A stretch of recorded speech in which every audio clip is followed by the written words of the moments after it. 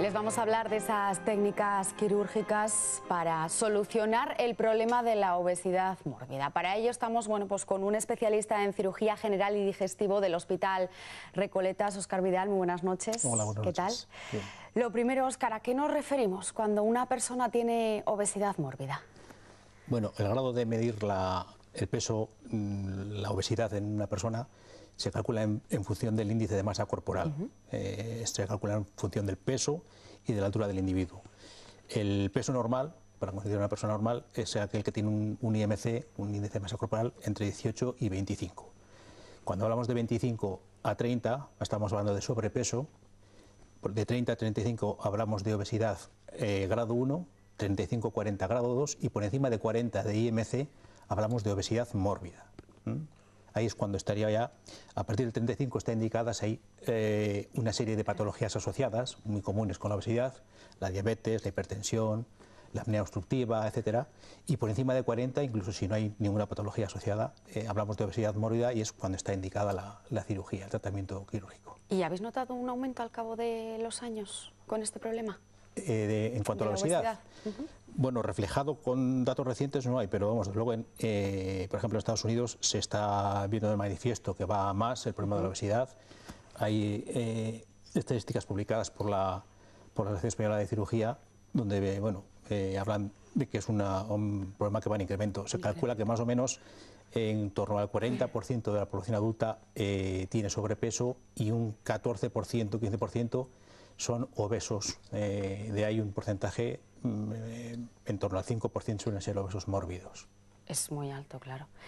La cirugía, como bien dices, pues es la manera, ¿no?, de poder resolver este problema. ¿Cómo tomáis vosotros la decisión de operar a una persona y de que entren en el quirófano? ¿Qué perfil tiene que tener? Bueno, siempre se habla y se dice con razón de que esto es algo multidisciplinar, no es una cosa que solo hagamos los cirujanos. Cuando hablamos de obesidad mórbida, y a los profesionales que nos dedicamos a ello nos gusta recalcarlo, no hablamos de estética, esto no tiene que ver con la estética, esto es un problema de salud, ¿vale? Un problema sanitario.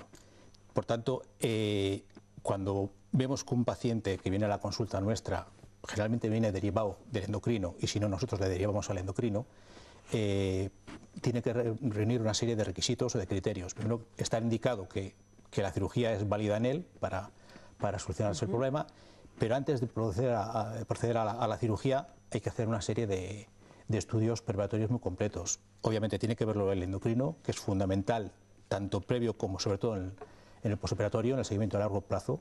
La cirugía aquí es una herramienta, siempre decimos, lo importante es luego el seguimiento, tan importante o más que la cirugía es el seguimiento a largo plazo. Lo tiene que valorar un psiquiatra para ver que no tenemos ninguna patología y sobre todo que patología en cuanto al comportamiento alimentarios, tipo bulimia, etcétera. Y que va a ser un paciente que luego se va a adherir al tratamiento a largo plazo, que no lo va a abandonar. Lo tiene que valorar neumología para ver que no tiene patología respiratoria muy frecuente en ellos, el síndrome de apnea obstructiva, etcétera. Lo valora cardiología para ver su función cardíaca y lo suele valorar también un especialista en rehabilitación para ayudarle. Bueno, es muy importante que aprendan a respirar antes y después de la cirugía. Entonces, cuando el paciente está valorado por todo ese equipo y vemos que cumple los criterios, insisto, siempre partiendo del índice de masa corporal y las comorbilidades, vemos que está apto para la cirugía y pues procedemos a la cirugía. Claro, al final un alto porcentaje tienen unas patologías, ¿no?, y asociadas. Es muy frecuente.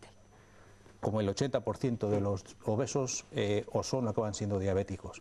Y hay muchas patologías directamente relacionadas con la obesidad que se resuelven con la cirugía, con el tratamiento a largo plazo. ¿Cómo es esa operación, Óscar? ¿Cuáles son las técnicas actualmente que utilizáis? Bueno, hay muchas técnicas descritas a nivel internacional y adoptadas por la Asociación Española de Cirugía de la Obesidad.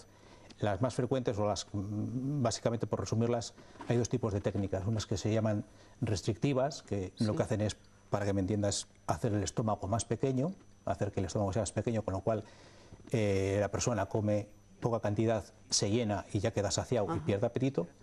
Y hay otras técnicas que son las malabsortivas, que lo que hacen es generar una malabsorción, de tal forma que gran parte de los alimentos que comemos no los digerimos y los eliminamos con las heces sin ser digeridos.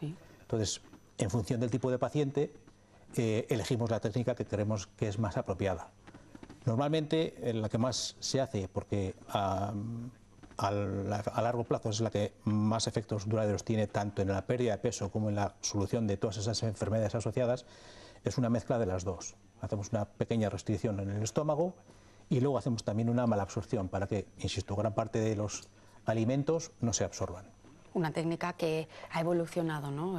Con el paso de los años. Bueno, sí, muchísimo. Vamos, no tiene nada que ver esto con los inicios de cuando se empezó la cirugía de la obesidad.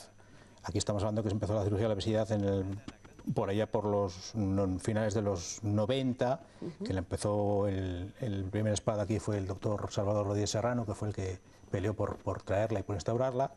Y primero se empezaron haciendo de forma abierta, por la laparotomía, para que lo entiendas, ¿no? Con las incisiones habituales.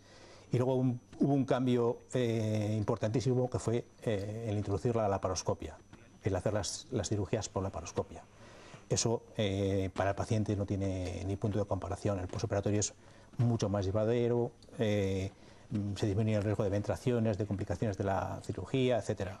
No tiene nada que ver, insisto, con una cirugía como se hacía hace 20 años o como se hace en la actualidad.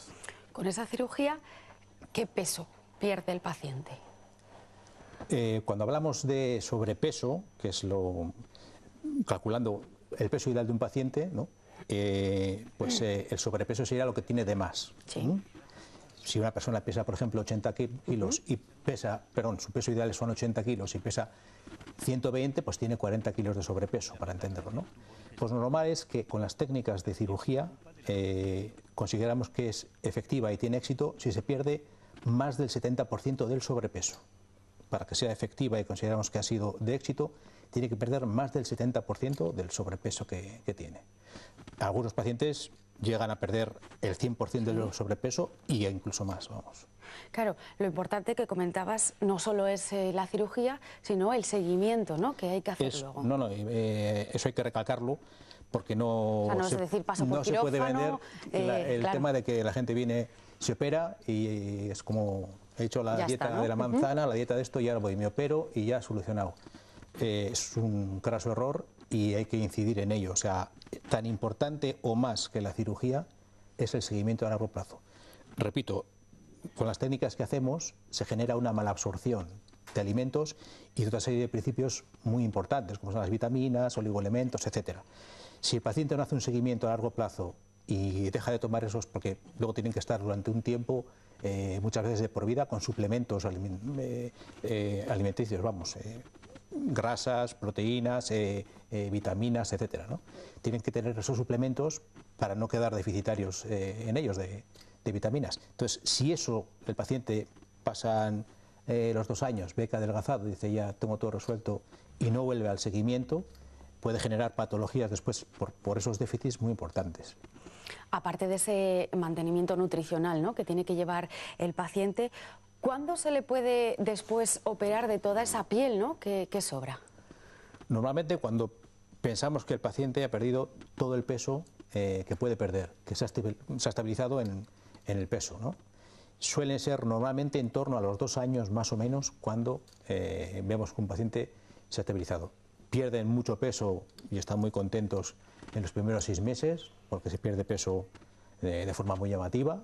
Para personas que han estado toda la vida haciendo dietas y no han conseguido, de repente ven que en 6 meses pierden mucho peso, luego se va aminorando ese ritmo de pérdida y normalmente a eso del año y medio, 2 años se suele estabilizar el peso. Entonces, cuando se ve que en el seguimiento ya no pierde y no hay una reganancia importante, es cuando se le puede indicar que vaya.